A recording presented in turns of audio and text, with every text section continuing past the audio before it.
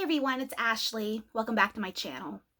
This video is a small diversion from my home fragrance and skincare and wax that I usually talk about in my videos.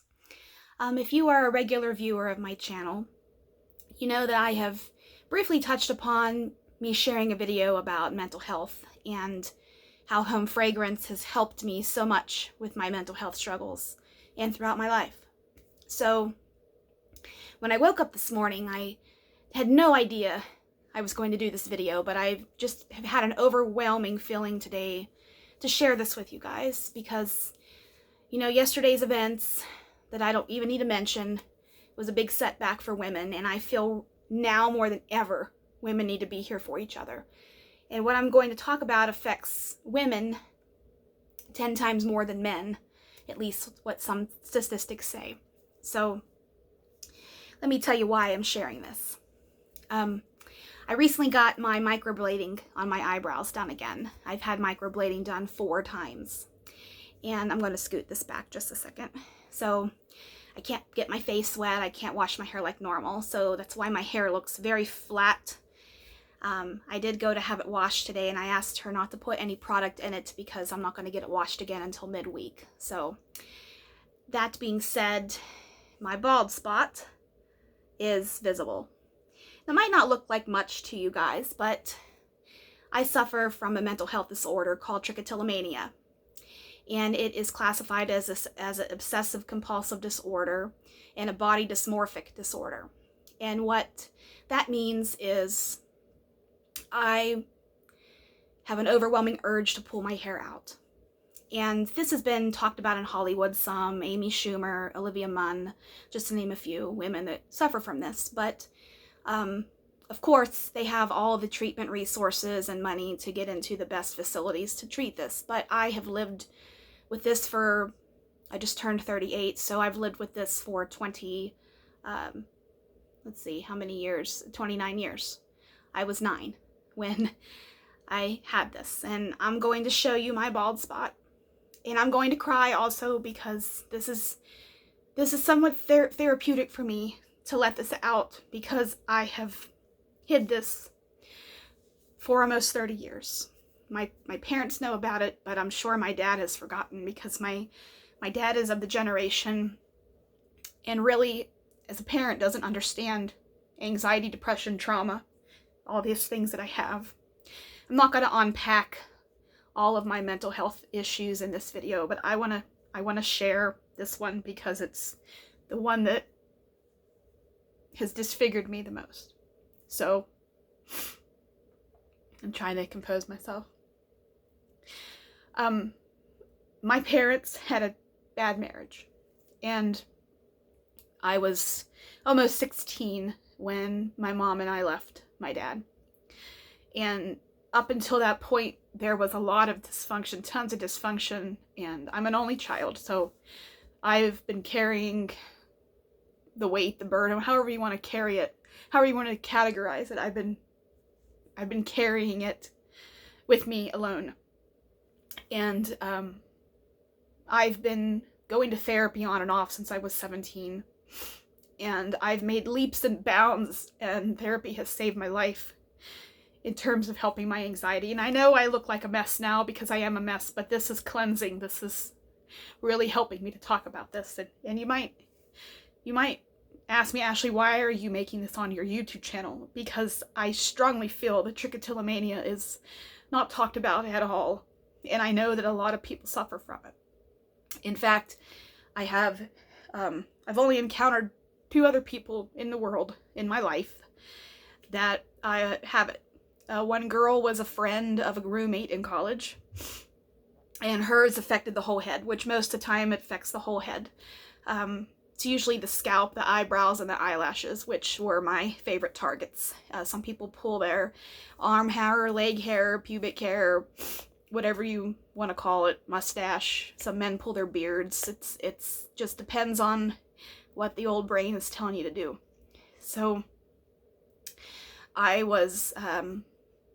remember the first thing I went for were my eyelashes, which I had them on the bottom because I didn't like the bottom, to pull the bottom. It hurts a little too much. The top was my favorite. And I remember I went home on a weekend in 5th grade, and I came back the next Monday with no eyelashes at all. And that is the time when the bullying started. So you have true bullying on top of not understanding what you have, not having a good support system in your home, and in 5th grade. And so, yeah. And I've also shared several of my videos, if you watch me regularly, about my anxiety. I have it every goddamn day of my life, every day. And I was talking to my psychiatrist just this past week, and she was telling me, Ashley, don't look at it as having to eradicate anxiety, because we as humans and living in our world will never not have anxiety. If you can lessen it, take that as a win. And it just started, I sobbed. I started sobbing, and I said, I can't wait to tell my husband, because my husband has been my number one, he's my soulmate, because he loves me despite this, and despite all the troubles I have. So, if you need mental help, if you need therapy, if you need a psychiatrist, it's not a weakness. It takes a lot of balls to face yourself head on. It takes a lot of balls to work on yourself. So I'm going to show you my spot. This is it. This whole thing here. As you can see, my scalp, absolutely. A lot of my hair is damaged. It doesn't grow. And the little bit that does grow is white now. My hair is starting to come in white. And a little bit about why, I do not know. I wish I did. I wish I did. I wish I could stop. And I will say I do have the chronic form. There have been times in my adult life where I haven't pulled at all, and then I've had times where I feel like I want to pull my hair out. I can't remember if it was last summer or the year before, when I told my husband I feel like I want to pull my hair out again. And I did a little bit, because that is never, it's never gone. You know, that genetic flaw of mine, I suppose, is still there. So, how it feels is, it starts as kind of a tickle or an itch, at least for me. I mean, I'm going to try to post a link to the Wikipedia page or something in the description of this video, so if you guys are inclined to read more about it, you can. But it's a severe form of anxiety, and the anxiety manifests in pulling hair out. You know, some people overeat, undereat, cut themselves, drink, you know, name the vice. It started as a tickle or an itch, and I just kept going from there. And there are certain things that trigger me. Stubble is one of those things. I hate stubble. Stubble on my legs or on my arms doesn't affect me, because I never pulled from those areas, but there are people that do. If it's a body hair, it's fair game. So both of my parents, well, I mean, they had a terrible marriage as it is, so trying to raise a child in your 40s, so my mom was almost 40 when she had me, my dad was 38, he was my age, and having a not so great marriage and trying to raise a child to be a good human is a feat in itself. But they did the best that they could given what they had. And I remember my mom wanted to take me to a psychiatrist when my parents were still married. That's how I gauged the time, because it was either 16 and before or 16 and after. And I remember my dad, he thought he didn't really want to hear that his child had something wrong with her.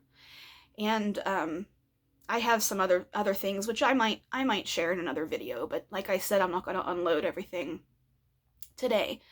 But when I choose to talk about my other issue, which in a nutshell is PTSD, that probably has a direct effect on putting this into play. So,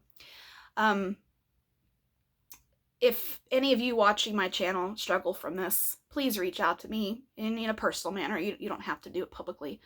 I'd love to talk to somebody who really understands and knows what it's like, because I do not feel beautiful because of my bald spot. And I have times where I know, like, oh, my skin looks good today, or, you know, Kaylee, my hairstylist, did my highlights really well, or I have fleeting moments, but I have always struggled with self-esteem, you know, being overweight and having weight issues my whole life, and then developing late onset autoimmune diabetes when I was 30 years old, having all of that stuff. And then that's just shit in my life. That's not even the world, the economy, those around me, family, friends, chaos, turmoil. And I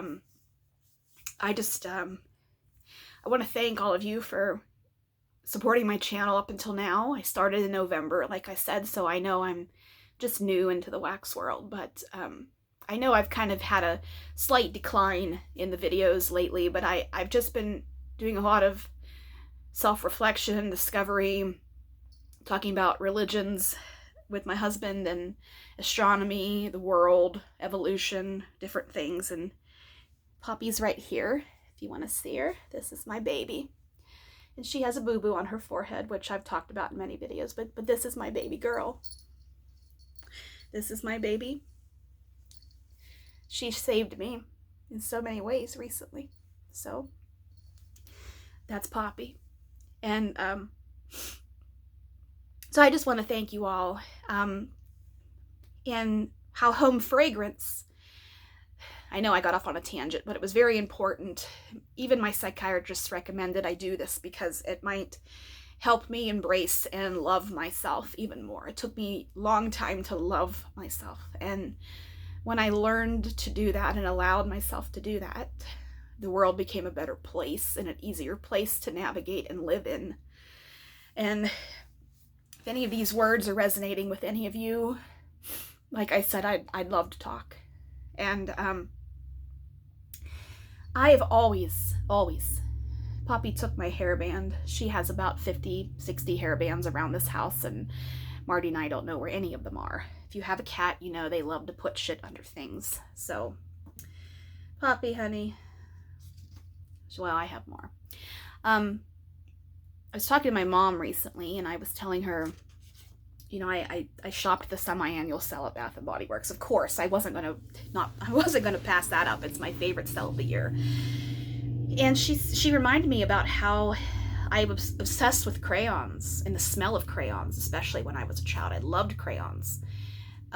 So I have been really into fragrances since I was a little kid. Like I've said in some of my videos, I grew up with incense. I grew up with my mom had perfumes and bottles and such. I was always drawn to it. So whether the universe is, you know, telling me, Ashley, you need to do this, or go back to college and be a chemist, which that ain't happening. If I did anything, if I had my dream job, well, back before all the dam of chaos in my life let loose back in the younger years, I wanted to be a doctor. I really did. I wanted to be a doctor and then a nurse. And at 16 is really when you really need your family, and you need your family unit to be solid, and that's when mine collapsed. So the guidance that I needed to have, I didn't have. So I did the best that I could with what I was given. I did go to college, I did graduate, and going to college away from my home. I'm from a little place in southwestern Pennsylvania, and I went to Ohio State University in Columbus. I went about 3.5 hours away from home because I wanted to get the hell out, because I needed it to save myself. Something just told me go, and I went. And then something told me to move to Utah with Marty, and I did. And before I found the wax community and before I ever started a channel, I mean, I've been buying candles for long time. And before it was Bath & Body, it was anything I could get my hands on. And even Glade, plug it in, plug it in. You remember that from the 90s? Those, those little gel thingies you would insert down into the plug. Yeah, all of that shit. I was obsessed with that stuff. And some days when I'm having a really bad day, I will go in and I will smell my candle collection. And I have hundreds of candles. And my candle, I'm getting ready to do a candle review video after this, but I wanted to unload the baggage now. So if you watch my videos and my bald spot is visible, you know what's happening. Ashley didn't go crazy overnight. That's been years in the making. So I've always been really into home fragrance, and talking about it and making a channel, and Poppy having the means of social media now. I mean, social media has its setbacks and its downfalls, absolutely.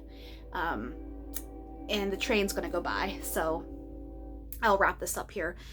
Home fragrance has saved me in a way. It was a friend when I didn't have any.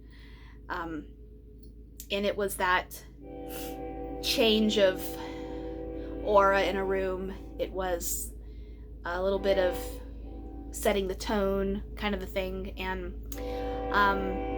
it has been there for me like an old friend. So I'm very passionate about home fragrance, candles, wax, perfumes, incense, fragrance reeds, you put in the carafe, not carafe, but in the glass jar of oil, if they still even make those. I think they do. Perfumes, something smells good all the time.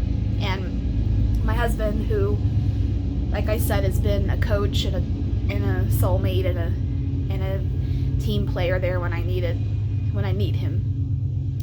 He told me the other day he really appreciates how our home smells nice all the time. And I thought, oh my God, that means more to me than you could imagine, because I try my best. So we all are trying our best, one day at a time, like 12-step programs tell you, one day at a time. 12-step programs are near and dear to me also. Not myself, but somebody else who's in an enemy I won't break. But yeah. So I want to thank you if you've watched this far. I want to thank you for watching, and I'm going to do some videos. I got a candle crock, so I've been melting through my candles and gonna move them on out of here. And they're fall and Christmas ones, because I know that the sets will get ready to change in the next month or two and bring in the fall candles. So I thought I would start with those first, because who doesn't love a good fall scent all the time? And I have some soap I'm going to talk about, and maybe I'll do my melting basket. I don't have very many empties to talk about, but we'll see. But thank you so much, everyone, for watching, and I hope you learned a little bit about Trichotillomania, and I apologize for crying and sobbing, even though sometimes we need it. The dam needs to break and the tears need to flow, because I feel good right now. So, okay, everyone, I'll see you soon.